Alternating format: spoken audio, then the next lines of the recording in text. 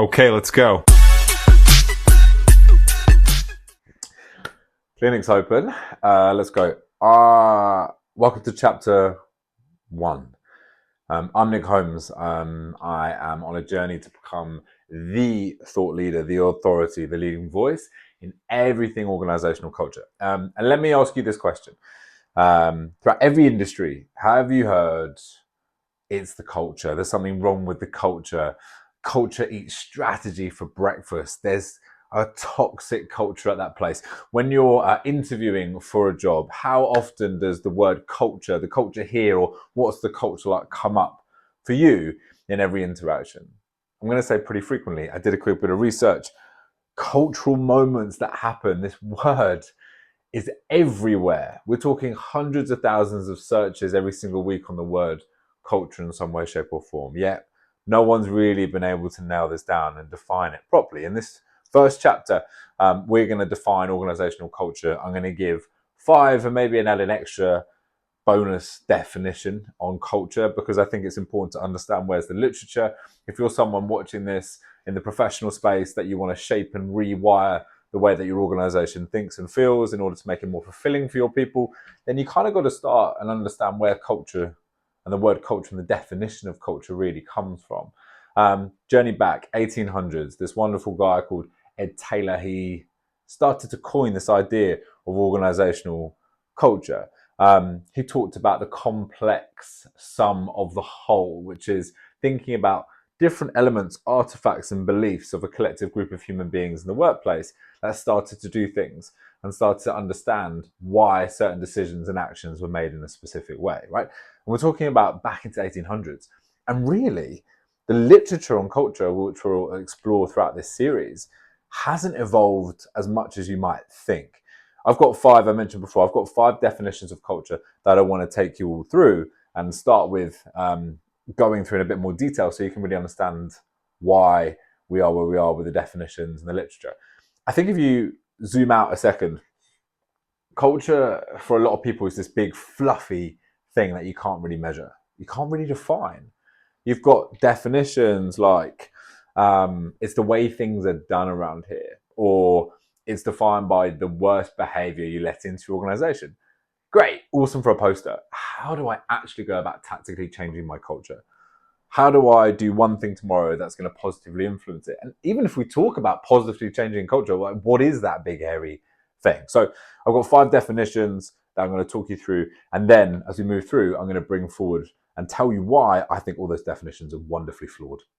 And I say wonderfully because they form a foundation for the research that I'm doing and the change that we can make in the world. But look, let's start. First one, we've got Schein. Schein, he is probably one of the biggest thought leaders in this space. Lots of books, lots of papers, brilliant. Talks about pattern of shared basic assumptions that I learned over time. So Schein's idea is that through continuous learned patterns, through repetition, through basic assumptions, what we think and feel and how we behave at work, the more that repeats over time, that becomes this sort of shared assumptions, and that becomes and formulates into what you call culture.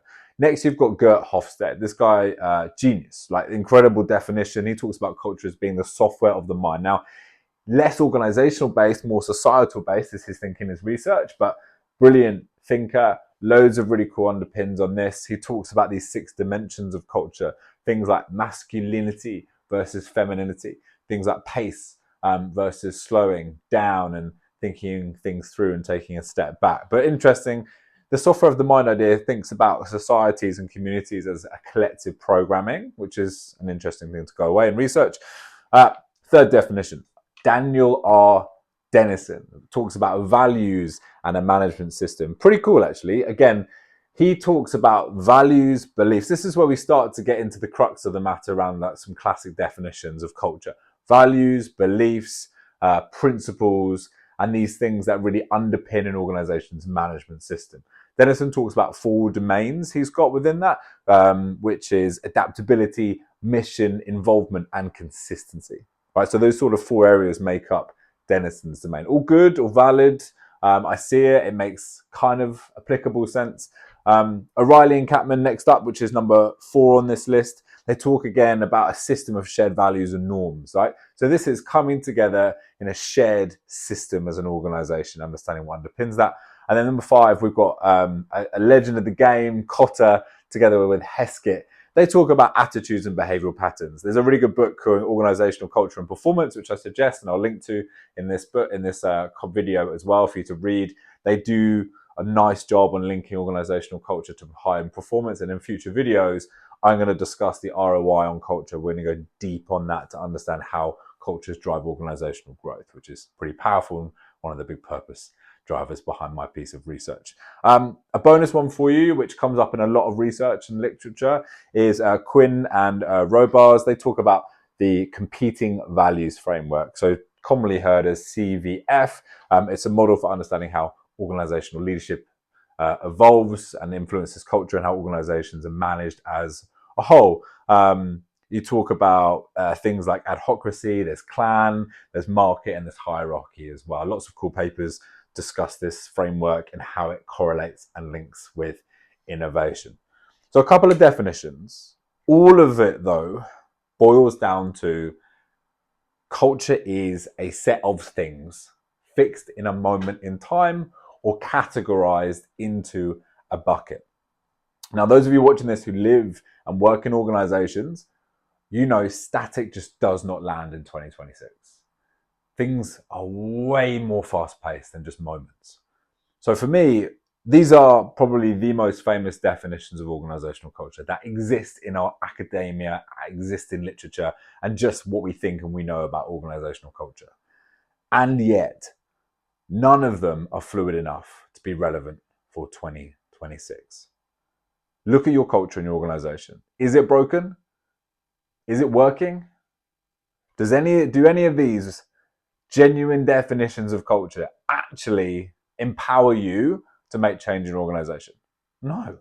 You've got a politically driven, toxic culture. You're not going to pick up one of these definitions and go, oh, I have a roadmap to fix it and change my culture for good. Of course you don't. We need to change that. We've got to reinvent what we know about culture. And for me, that comes with a brand new definition, which is coming in chapter 2 of this video. Thank you for tuning in. Come into the next one where we start to define culture in a whole new way. And then as we get into the series, we're going to explore stories, data, research, and science on how you can truly transform your workplace through the lens of culture. That's just going to make people feel good and make work way more remarkable. Okay, let's go.